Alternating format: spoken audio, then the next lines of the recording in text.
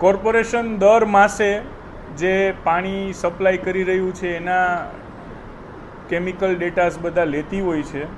મે મહિનાના ટોટલ ક્લોરિનના 8,214 ત્રણેય ઝોનના ભેગા થઈને ડેટા લીધા છે અને એમાં એક પણ ડેટા અનફિટ નથી.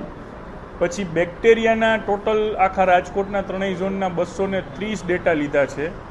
એમાંથી 6 છે એ અનફિટ છે, એટલે કે બેક્ટેરિયાનું પ્રમાણ એમાં જોવા મળ્યું છે. અને એવી જ રીતે કેમિકલના 29 ડેટા લીધા છે આખા રાજકોટમાં, એમાં એક પણ અનફિટ નથી.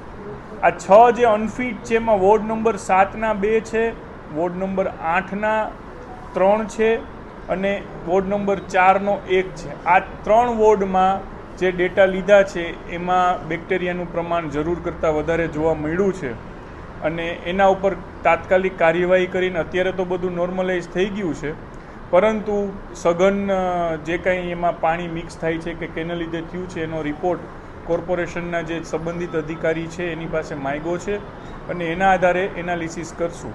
રાજકોટ મ્યુનિસિપલ કોર્પોરેશન પોતે જ જાતે પોતાના પાણીની યોગ્યતા ચકાસવા માટે દર મહિને આ ડેટા લેતી હોય છે અને એની વેબસાઇટ ઉપર પણ મૂકતી હોય છે.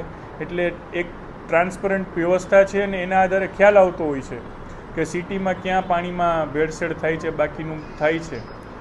આમ તો ઘણી બધી ફરિયાદો સીધી પણ આવે છે કે ક્યાંક પાણી દૂષિત આવે છે, એટલે ડેટા સિવાયનું પણ આના દિશામાં પણ કોર્પોરેશનના અધિકારીઓને સખત કાર્યવાહી કરવાની સૂચના આપવામાં આવી છે. અને ચોમાસા પહેલાં જ્યારે આટલું પ્રમાણ હોય તો ચોમાસા પછી દૂષિત પાણીનું કે મિક્સિંગ પાણીનું પ્રમાણ વધી શકે છે. એની તકેદારી માટે આ બધા વિષયોની ચર્ચા માટે આજે કમિશનરશ્રી સાથે મિટિંગ પણ કરવાના છીએ.